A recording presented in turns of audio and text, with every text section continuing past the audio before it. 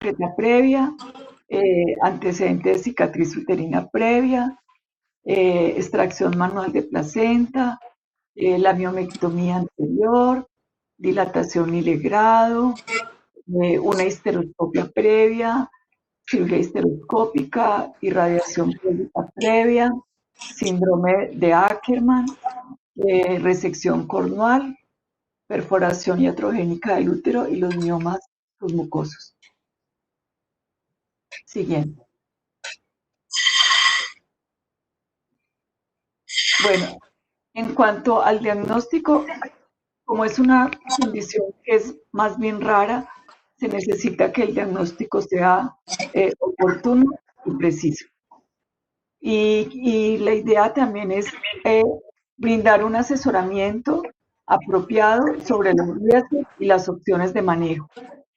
Por lo tanto, es muy importante centrarse en la detección antenatal de la invasión placentaria anormal. Ojalá, pues, desde el primer trimestre. Siguiente.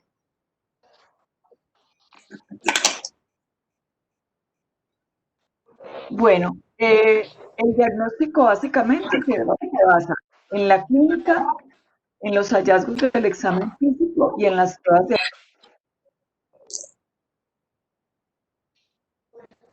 sonido y la resonancia magnética nuclear. El ultrasonido en manos expertas es como la herramienta pues más útil, y la resonancia magnética se recomienda como para otros casos que ya vamos a mencionar más adelante.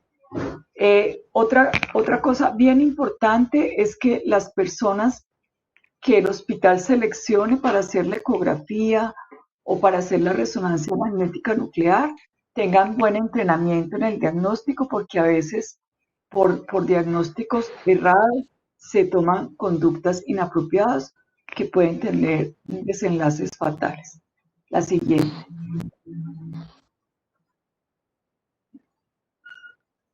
La siguiente.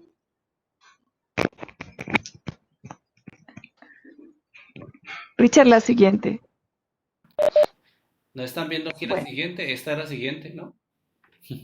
pero es que se demoró 3 siguientes. Bueno, eh, el diagnóstico ojalá se pudiera hacer desde el primer trimestre. Entonces aquí están los hallazgos que le hacen sospechar que puede haber un acretismo en la ecografía del primer trimestre. Uno, que haya un embarazo ectópico en la cicatriz de la cesárea. Dos, que la implantación del saco esté como en el tercio inferior del útero, como decir, entre comillas, una implantación baja. Que hayan espacios irregulares con el lecho placentario. Que haya la pérdida de la zona retroplacentaria miometrial y que haya una corta distancia entre el saco gestacional y la pared de la vejiga. Eso sería en primer trimestre. La siguiente. Ahora, en segundo y tercer trimestre, más adelante vamos a ver las imágenes, pérdida de la zona hipoecoica retroplacentaria, un adelgazamiento progresivo de la zona hipoecoica retroplacentaria, presencia de muchos lagos placentarios, que sería la apariencia en queso suizo, adelgazamiento de la pared de la vejiga, que está pues cercana al útero, que sería sospechar una pérqueta, expansión de los tejidos más allá de la serosa del útero, que sería sospechar una ínqueta, un grosor miometrial retroplacentario inferior a 1 milímetro, presencia de brechas con turbulencias de flujo, vasos sanguíneos y placentarios en el tejido del espacio intersticial de la interfaz placenta-miometrio o miometrio-vejiga, penetrando la serosa del útero, pérdida de la continuidad anatómica normal de la placenta-miometrio y la interrupción de la línea ecogénica entre la interfaz vejiga-miometrio. Siguiente. Entonces aquí hay pues varias imágenes de la hipervascularidad, de la interrupción pues de los vasos, de lo que hablan ahí, que el acortamiento como la brecha de los vasos, del adelgazamiento en la figura de la izquierda, el adelgazamiento de la pared vesical, pues la interrupción de la pared vesical, el adelgazamiento de la pared del útero, y lo otro es la vascularización, que sería en la imagen inferior al centro, que es la imagen pues en queso suizo. Siguiente.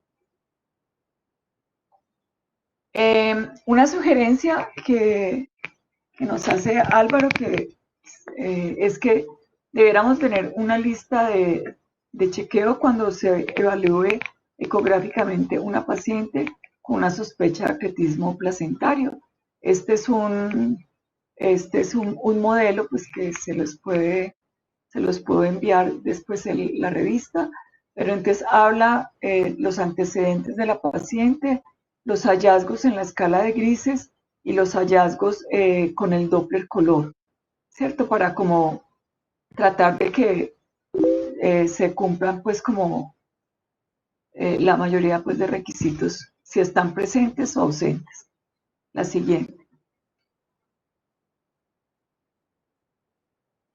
Bueno, la resonancia magnética nuclear pues ha venido pues su uso en aumento. Tiene una sensibilidad del 75 al 100% y una especificidad entre el 65 al 100%. Pero lo que hablábamos ahora, que es muy importante, que sea una entidad que tenga experiencia en hacer la lectura de estos casos de acretismo placentario, porque una mala calidad de las imágenes, no solo la calidad, sino la lectura puede confundir pues en el manejo. La siguiente. Entonces, como dijimos, una buena ecografía puede ser suficiente para hacer el diagnóstico oportuno. Antes. Entonces, las indicaciones de la resonancia serían pacientes obesas, cuando se sospecha invasión parametrial, en caso de que la placenta sea posterior, en el embarazo múltiple, pacientes que hayan sido seleccionadas para manejo conservador.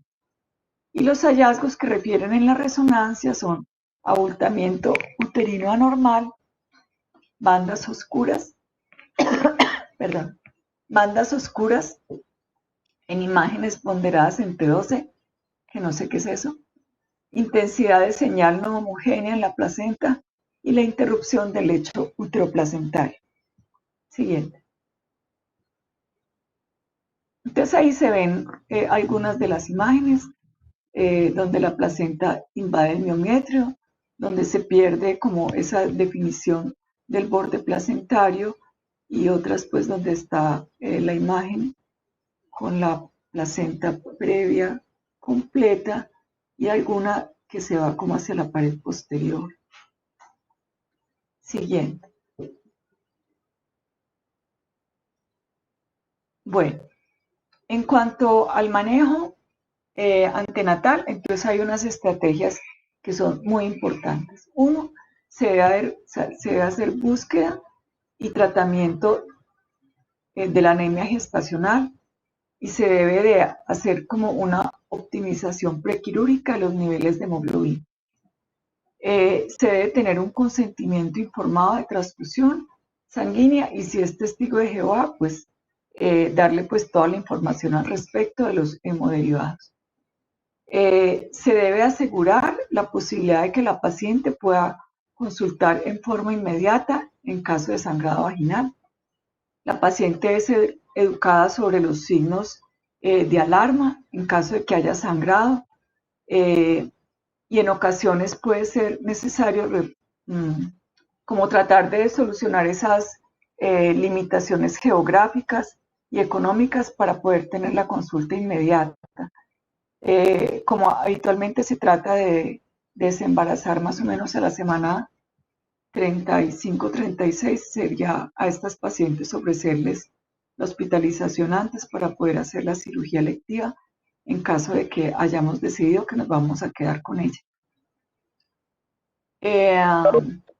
Bueno, al momento del ingreso a la institución para la cirugía programada o en caso de sangrado, pues todo el equipo interdisciplinario debe estar avisado. Como decíamos ahora, gineco-oncología, urología, los dos ginecobstetras, urólogo, cirugía vascular o cirugía de trauma, hemodinamia, cuidado intensivo. Y se debe asegurar como una adecuada reserva de hemocomponentes, pues por el riesgo de sangrado y por la sospecha pues de mayor sangrado de acuerdo pues a los hallazgos ecográficos. Se debe diligenciar pues las listas de chequeo anestésico y obstétrico a todas las pacientes que van a ser sometidas a manejo quirúrgico para cateterismo placentario. Siguiente.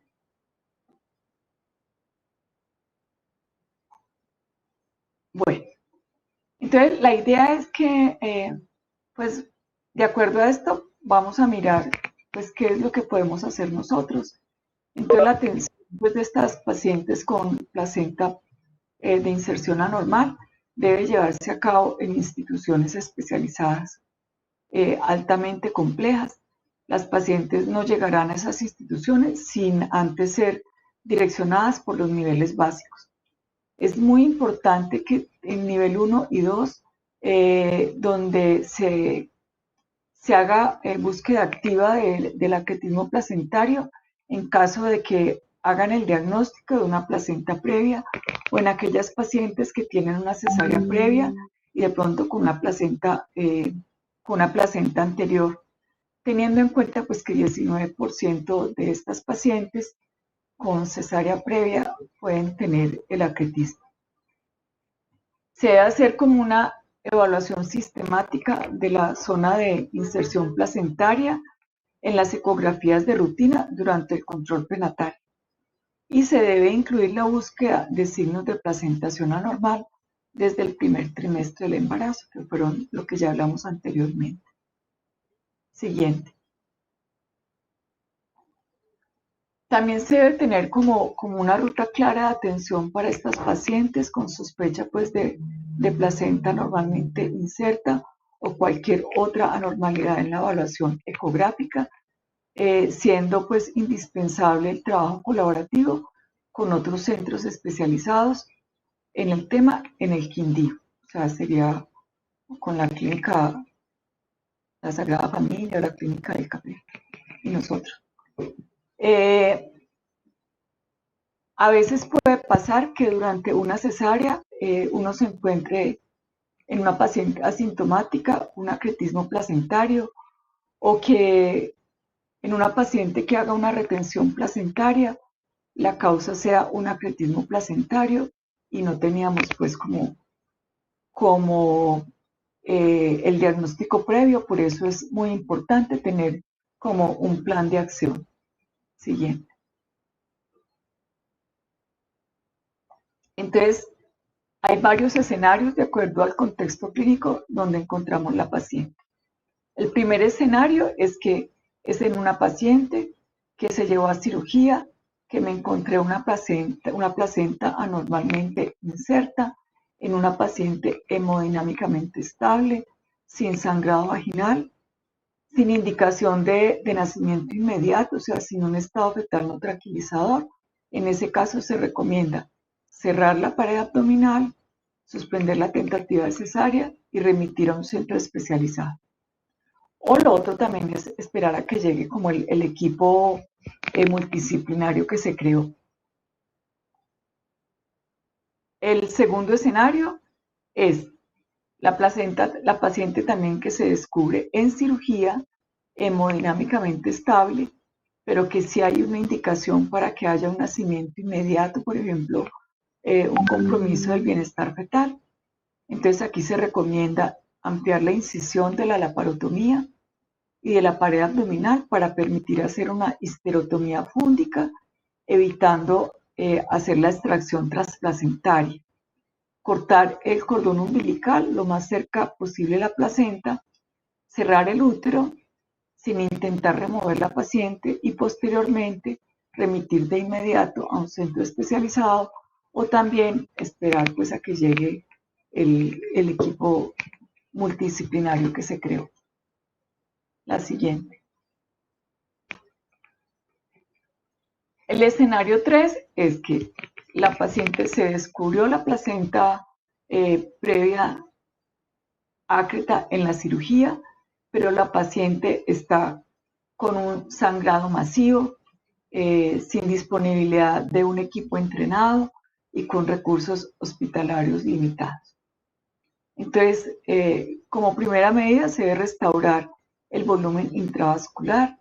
Simultáneamente esto, la paciente debe ser bajada a quirófano e inmediatamente, pues con todo el equipo alerta, se hace pues la laparotomía mediana con extracción fetal por histerotomía fúngica.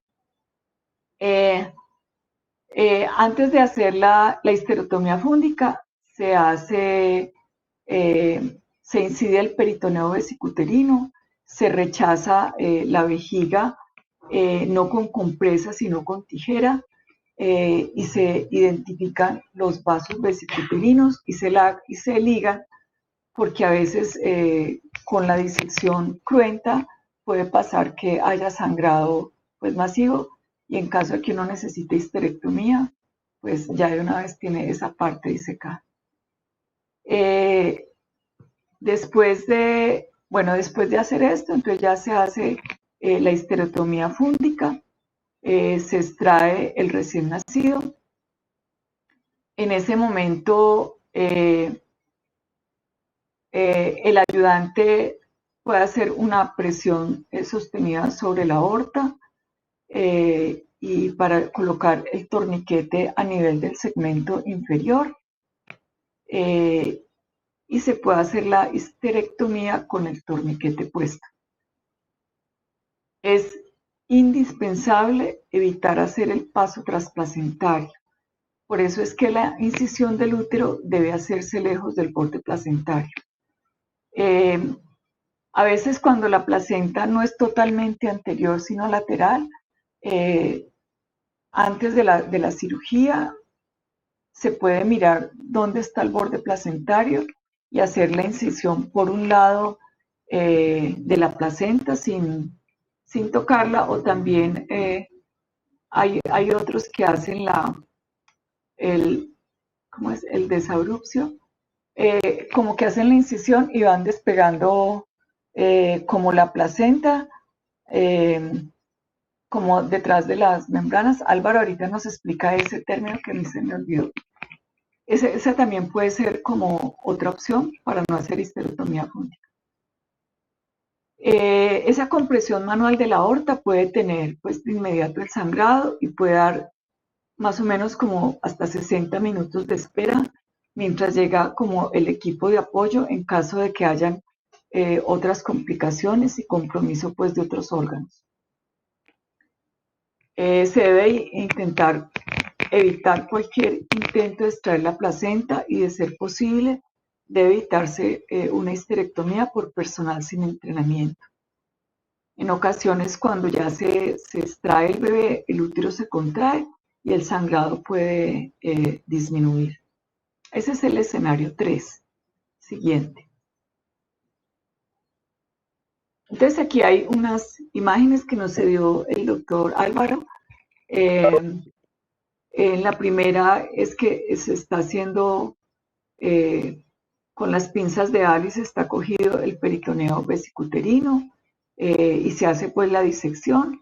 En la diapositiva de la derecha se identificaron los vasos vesicuterinos, los cuales pues van a ser ligados y cortados. Siguiente. Siguiente. Aquí estamos viendo la colocación del torniquete. Se hace pues a nivel del segmento inferior, sí se hace la apertura del ligamento ancho como en su parte inferior, aunque cuando nos tocó ese caso, realmente yo el torniquete no abrí el ligamento, sino que simplemente lo puse. Entonces ahí se muestra el paso del guante y el anudamiento pues del torniquete. Siguiente.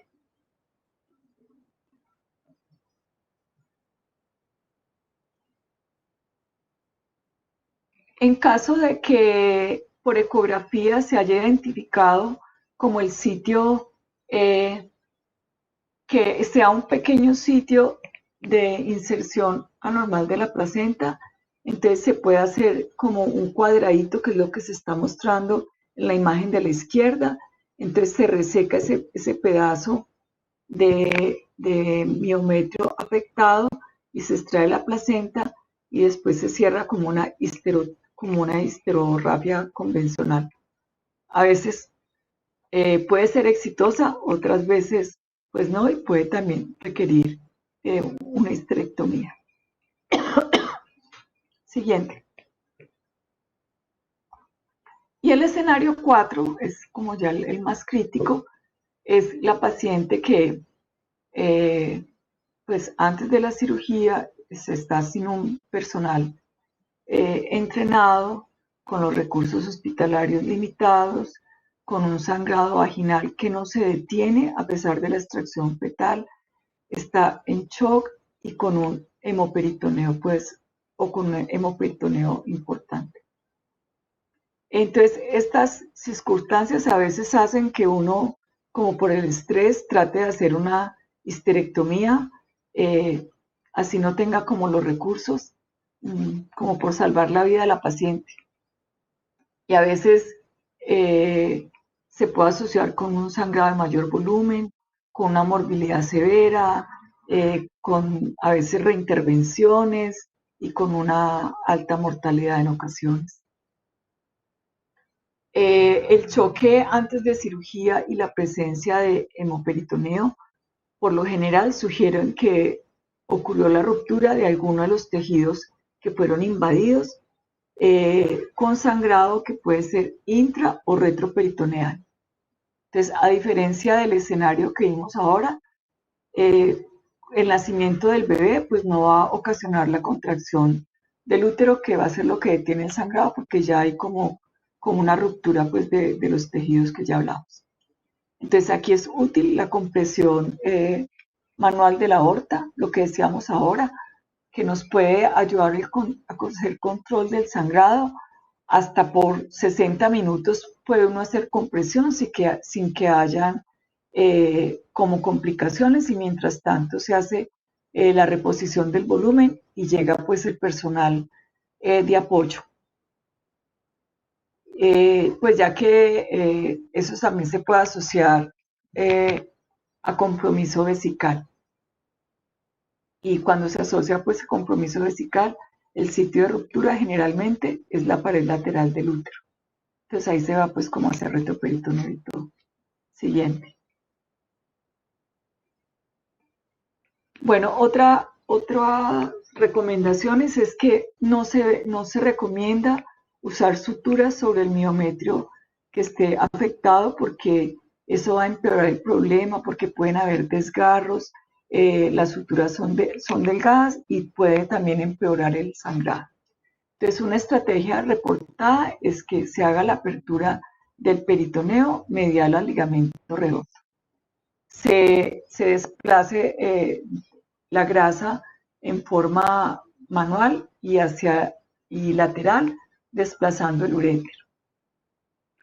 Si hay una ruptura cefálica, la reflexión del peritoneo, se debe exteriorizar el útero, se tapona el interior del útero con 5 a 6 compresas y se realiza la histerorrapia.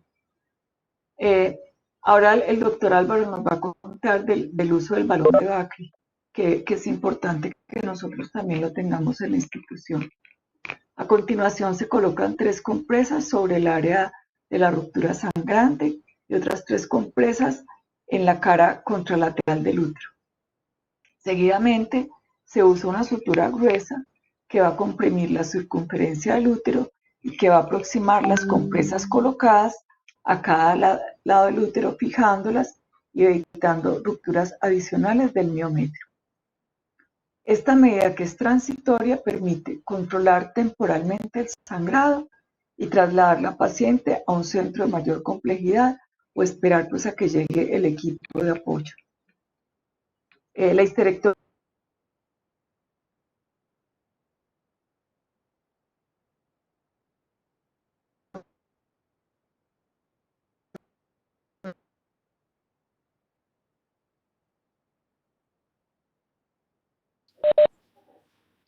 Paremos un segundito, doctora, que se cayó su señal. No la estamos escuchando. Doctora Mónica, paremos un momentico.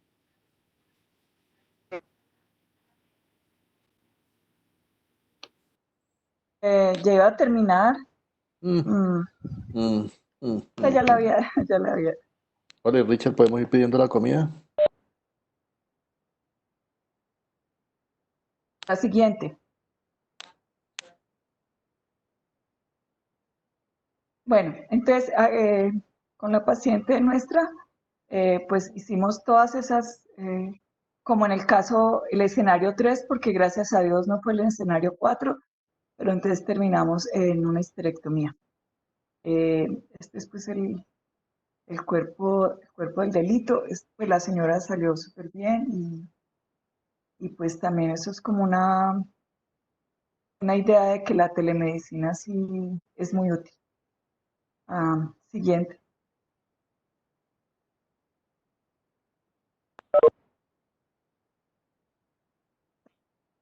Pues eso, tratamos y con Álvaro como como pues no hay ginecólogo intensivista, entonces que estuviera el gineconcólogo presente, dos ginecólogos en el momento de la cirugía, además del gineconcólogo, y, y tener pues el equipo con el cirujano vascular o el de toras y con el urólogo pues para poder ofrecer a la paciente eh, pues como el manejo adecuado, pero pues también algo muy importante es como el diagnóstico antenatal temprano y el decidir qué se va a hacer con la paciente, si va a ser una paciente que nosotros decidimos que vamos a hacerle el manejo en caso de que haya sido detectada por nosotros, porque diferente es pues la paciente que llega sangrando y choqueada, pues que no da tiempo de remitir. Ahora sí, le cedo la palabra al doctor Álvaro, si quiere complementar en algo. eh, Eh, Buenas noches a todos. No, pues me parece excelente el esfuerzo de la doctora Estrada y el esfuerzo del grupo, ¿no? Porque tengo entendido que fue como una encargatura grupal, soportar el esfuerzo, ¿no? Y eso es lo más importante. Yo quería, la verdad, habíamos hablado con la doctora de pronto hacer unos comentarios muy breves. Eh, entonces no tengo una presentación, yo les pido excusa. Aquí Richard J me está tirando al agua porque yo no tengo presentación, pero no, ya que igual me yo dan la, le dije a Richard que tú eras mi apoyo. O sea, que a mí ya realmente me que, daba pena, después de todo el apoyo, ponerte a hablar, de ya verdad. que, ya que me dan la oportunidad, yo le compartí esto a la doctora. A mí me parece espectacular que tengan la opción de poner, ustedes están viendo mi pantalla, ¿cierto? ¿Cierto? Sí, sí. De Ujú, que sí. tengan la opción Estamos viendo. de poner a una docente a revisar un tema de estos, porque a todos nos van a revisar tema y quién nos paga y en qué horario y quién va a hacer la charla y quién va a hacer la divulgación. Eso de pronto es lo más importante, ¿no? A veces las revisiones se quedan en un papel que uno guarda en una gaveta. Esto es mucha carreta. Ustedes ya saben que la muerte materna es prevenible en 93% de los casos por hemorragia. Eh, pero miren aquí en hemorragia, 95% de los casos prevenibles se previenen con cosas súper sencillas, con poner una bolsa recolectora, con diferir una cesárea, como dijo la doctora. ¿Cuántos de ustedes han encontrado un acretismo placentario en cirugía? Yo siempre Mm, que pregunto eso en los congresos, mucha gente levanta la mano, ¿cierto? Sí. pero ¿cuántos son capaces de volver a cerrar la señora Ninguno. y mandarla para otro lado? Ahí sí nadie me levanta la mano, porque pues uno dice, no, yo ya la abrí, yo la tengo que cerrar, eso fue lo que, ve, la tengo que sacar al bebé, eso fue lo que nos enseñaron. Pero cosas tan sencillas como esas, que nos hieren el ego a veces, y que administrativamente es complejo porque le cobraría 2 cesáreas a la señora, ¿qué EPS va a pagar 2 cesáreas? Cosas como esas pueden salvar la vida, ¿no? ¿Y cómo reducimos las consecuencias? Pues todos ustedes han hecho el código rojo, todos ustedes han hecho, de hecho ustedes muchos son instructores de código rojo y la gente se sigue muriendo, ¿no? Y por ejemplo, les pongo el ejemplo aquí, el hospital universitario de nosotros, hasta hace, bueno, no sé, este año estuvo como una semana sin sulfato de magnesio. ahorita está desabastecido el sulfato de magnesio, ¿no? Entonces, cosas que parecen increíbles siguen pasando en nuestro país. Eh, ¿Qué necesitamos? New England Journal de Medicina dice que necesitamos un cambio conductual. O sea, necesitamos a alguien que esté a toda hora molestándonos, la popular jefe cansona que nos manda mensajes de texto, el coordinador que nos llama y nos dice, ¿por qué no hiciste la nota operatoria bien? ¿Por qué no le lavaste la vagina antes de la cesárea? ¿Por qué la cerraste con Vicrin o con PDS? Bueno, esas cosas que nos parecen tan fastidiosas son las que hacen que haya cambios significativos en hemorragia y que disminuya la hemorragia postparto de grados perineales de tercer grado. Hasta hace poco, en los 2008, hace 10 años, me dieron en Estados Unidos cuánta gente en Estados Unidos hace simulacros de hemorragia. Entonces, 70% de los hospitales no hicieron simulacros de hemorragia. ¿Cuántos de ustedes han estado en simulacros de terremoto? Yo, en mi clínica lo hacen cada año. O simulacros de incendio, pero cada cuánto nos hacen un simulacro de hemorragia postparto, un simulacro de eclampsia o un simulacro de código rojo. De código azul obstétrico, muy poco, ¿no? Entonces, ¿cómo afrontaron esto los gringos en California que se le estaban muriendo muchas señoras trabajando en equipo? Entonces, sentaron a los materno-fetal, a los obstetras, a las enfermeras, a los anestesiólogos, bueno, a todo el mundo. Y los pusieron de acuerdo. Y eso es lo que ustedes están haciendo, ¿no? Se están poniendo de acuerdo y por eso me parece importante resaltar el trabajo de la doctora Mónica y de la Sociedad del Quindío, ¿no? Después de toda esta carreta, ¿qué es lo que han sacado? Lo último en hemorragia postparto, seguramente ustedes ya lo han visto, se llama el paquete de intervención. Toda unidad tiene que prepararse, tiene que reconocer y prevenir, tiene que responder adecuadamente y tiene que reportar. Qué pereza después de la hemorragia, estoy cansadísimo, me toca hacer la nota operatoria y encima me toca quedarme a una reunión en la que nos van a preguntar cómo nos sentimos y qué podemos mejorar, pero eso es súper importante. Entonces, esto para no demorarlos mucho es lo más importante que tienen que hacer. Y aquí ustedes están en la preparación, están en la reunión consenso. ¿Cómo respondo? Aquí está la telemedicina. ¿Cómo reconozco y prevengo? Entonces, para no ir muy lejos, ¿cuántos de nosotros usamos bolsa recolectora en hemorragia en partos? Casi nadie usa bolsa recolectora, ¿no? Hasta hace 2 años en mi clínica no usábamos bolsa recolectora. Y en el país hay como 3 hospitales que usan bolsa recolectora. Y resulta que es la recomendación más grande, bolsa recolectora para los partos. ¿Cuántos de nosotros, a ver, cuando éramos residentes, el R1 atiende el parto y le sangra? ¿El R1 qué hace? Masaje, le mete la mano, el legrado, y si sigue sangrando, ¿qué hace? Pues llama al R2. ¿El R2 qué hace? Pues otra vez lo mismo, ¿no? Masaje, y sangró 300 más. ¿Y ahí qué hace? Llama al R3. ¿Y el R3 qué hace? Lo mismo, hasta que llama al asistencial, el asistencial hace lo mismo, y después de que la señora ha sangrado 1,5 litros, deciden pasar al quirófano. O más fácil, el médico del rural está teniendo un parto, es el primer día, y tiene que demostrar que sabe ante las enfermeras, porque si no queda mal. Él no quiere en su cabeza que sangre, porque si sangra le toca remitirla, entonces él en su cabeza inconscientemente está diciendo no sangra, no sangra, entonces está negando la hemorragia postparto. La enfermera le dice, no, doctor, está sangrando como mucho. El que dice, no, espérate. ¿Cuál es la maniobra clásica? Pongamos la compresita y si se empapa la compresa, me llamas y la remitimos. Claro, saca la compresa y sale un coágulo gigante. La señora ya no tiene 500, tiene 1,000. Entonces, aquí dice reconocimiento y prevención, la bolsa recolectora. Entonces, la doctora me decía que, así como hicieron un plan de intervención en acretismo, este plan de intervención de acretismo está espectacular. Lo malo es que el acretismo es muy raro. Entonces yo le decía a ella, la charla va a estar muy buena, todo el mundo va a estar muy interesado, pero si pasan 2 meses y no ha llegado el primer acretismo, a la gente se le va a olvidar. Entonces aterricemos todos los conceptos de acretismo a la hemorragia postparto. Estos documentos los tienen ella, o seguramente ustedes ya los conocen, o se pueden meter a la página, a esta página de Seguridad Materna de California, y los pueden bajar. ¿Y por qué es que no mejoramos? Porque negamos y demoramos. En hemorragia postparto, miren la cantidad, estos son muertas por hemorragia postparto. 80% de las muertas por hemorragia postparto hubo retraso en la respuesta de signos de alarma, cuidado inefectivo como en un 70%, mal diagnóstico y de ahí para allá todo lo otro. Falta de continuidad del cuidado y falla en la consulta. Y bueno, esto ustedes ya lo conocen. Entonces, la recomendación era esa. En cuanto a hemorragia, acretismo, en cuanto a acretismo, yo le preguntaba a la doctora que cuál iba a ser el enfoque en Armenia, porque nos hablan de balón intraórtico, recuperador celular, pero pues uno tiene que pararse donde está, ¿no?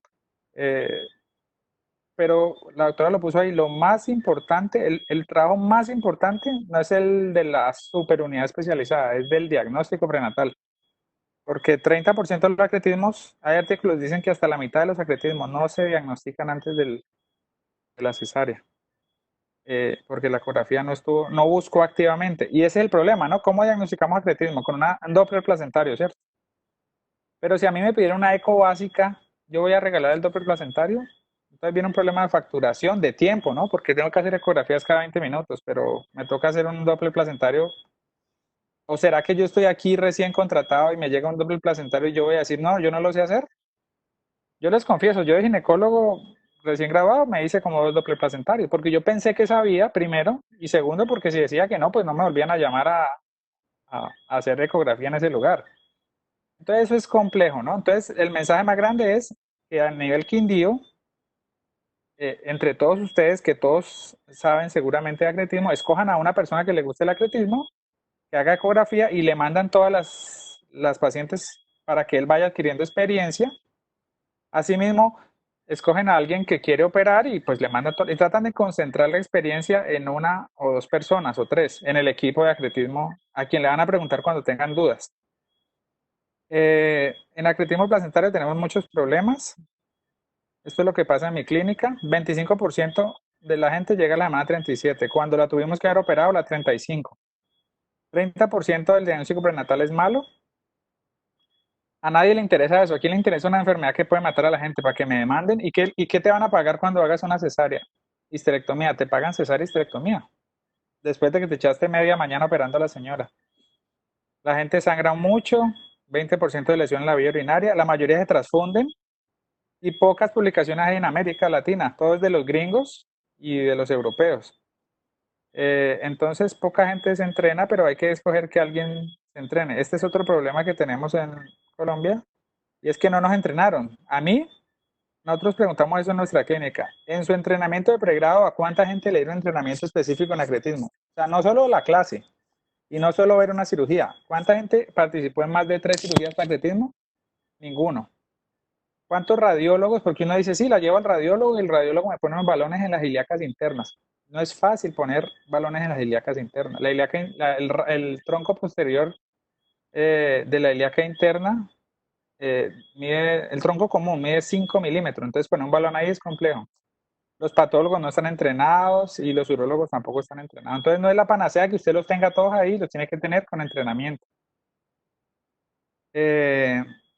Entonces, pues el mensaje más importante es que se pongan de acuerdo como grupo, porque en Colombia tenemos un problema grande. Mira, yo esperaría que en Colombia haya 32 casos, en Cali, perdón, haya 32 casos al año, y en Colombia 1.200 casos al año. Pero yo en mi clínica, que tengo un programa que quiero aprender de esto, solo opero 14 al año. O sea, ¿dónde están las otras 20 pacientes de Cali? Están regadas porque en todas las clínicas operan 2 por año, 2 o 3 por año. Y con 2 al año operada cada uno por un ginecólogo diferente, ¿cómo me vuelvo experto? Si yo hago una cosa al año, no puedo ser experto. Y ahí están, muchas de estas pacientes se mueren por hemorragia o se mueren por embolismo de líquido amniótico o son histerectomías por hemorragia postparto o la famosa muerte por CID, coagulación intravascular diseminada, pues muchas de esas son acretismo. Nosotros hicimos una búsqueda en Colombia. ¿Cuántos hospitales, los que están oscuros, son hospitales que tienen hemodinamia, banco de sangre, UCI, bueno, todo lo que se necesita? Miren, la mitad del país no tiene hospitales de este tipo. ¿Cuántos de esos centros atienden más de 6 casos al año? Solamente 6 hospitales en todo el país atienden más de 6 casos al año. Barranquilla, este puntico se me corrió, esto está acá, Medellín, Cali y Bogotá. Y cuando fuimos a preguntar cuántos atienden más de 10 al año, 0. Ah, perdón, no, más de 10 al año hay 2, pero más de 100 casos en los últimos 5 años, 0 centros. O sea, en Colombia no hay ningún centro de excelencia en agretismo. Entonces nos tenemos que poner de acuerdo, porque si no, pues se nos van a seguir muriendo las pacientes. Es una encuesta que hicimos en un congreso, porque sí, muy chévere, yo la quiero remitir. ¿A dónde la remito? ¿A qué clínica? Falta de claridad dónde se debe remitir la paciente. 30% de los ginecólogos respondieron que había falta de claridad. La quiero remitir, pero la EPS no autoriza. 31%. Le quiero pedir la resonancia para salir de dudas y la resonancia me dice correlacionar con la ecografía. 70%. La remito o la quiero operar aquí porque me toca, pero no hay banco de sangre. Tengo gineconcólogo, pero el gineconcólogo no va en la noche. Tengo radiólogo intervencionista, pero solo va los martes. Y finalmente, imposibilidad de remisión. Villavicencio, ¿cuántos meses estuvo cerrada la vía al llano cuando Bogotá les queda media hora? Pues un poco de tiempo. Entonces, son problemas de la vida real que hay que tener en cuenta. Yo creo que muchos de ustedes me ayudaron con esa encuesta el año pasado. Pero todavía no me lo publican, esperemos que no lo publiquen. La gente se muere de acretismo. Esto era el año pasado, un estudio que estábamos haciendo. Ahí habíamos identificado 15 muertes. Ya llevo 23 muertes. Ya incluí Guatemala. En Guatemala, en un solo hospital, se murieron 7 mujeres por acretismo en 3 años. O sea, 3 muertas por año. En un hospital grande, pues. Estas de Paraguay fueron en Asunción, en el hospital más grande. Aquí me faltan 2 de Perú, en Lima. Pues no me han querido dar información, pero ya me contaron que fue en la maternidad más grande de Lima. En Venezuela hay otras. Entonces, esto es una realidad, la gente se muere de esto. Y por último, los mensajes que decía la doctora ya para la técnica quirúrgica, lo más importante del acretismo es no romper la placenta. Recuerden que el acretismo no es todo el útero, es un pedacito. La placenta mide 30 centímetros y el pedazo con acretismo 5 centímetros. Entonces, no rompa la placenta, no haga extracción transplacentaria, eso aplica para la placenta previa, ¿no? A mí en la residencia me enseñaron que si hay una placenta anterior, yo tengo que sacar al bebé transplacentario rápido. ¿Cuántas veces no nos hemos enredado sacando un bebé? Un transverso dorso inferior o, bueno, un prematurito que se defleja. Entonces, eviten la inserción, la extracción transplacentaria. ¿Y cómo lo puedo evitar? La doctora yo le dije a ella que hiciera énfasis, le recomendé que hiciera énfasis en la maniobra de Ward. La maniobra de Ward es esta maniobra. Usted entra por la parte anterior del útero, usted se encuentra la placenta. Lo que normalmente hacemos es atravesar la placenta y eso empieza a sangrar. Y si usted saca el bebé rápido, fabuloso, pero si usted se demora en sacarlo, pues el bebé sale deprimido y la mamá sangra. Entonces usted rompa el útero, mete la mano, abrupcia parcialmente la placenta, pero esto no le va a sangrar porque aquí no está, es como normalmente pasa, la placenta se va a desprender, rompe la placenta, saca ese pedazo, le queda una lengüeta placentaria y por ahí saca el bebé. Bueno, y ya las otras maniobras, pues la doctora las mencionó y eso era lo que les quería contar, no sé, la doctora Estrada o algún colega quiera aportar algo.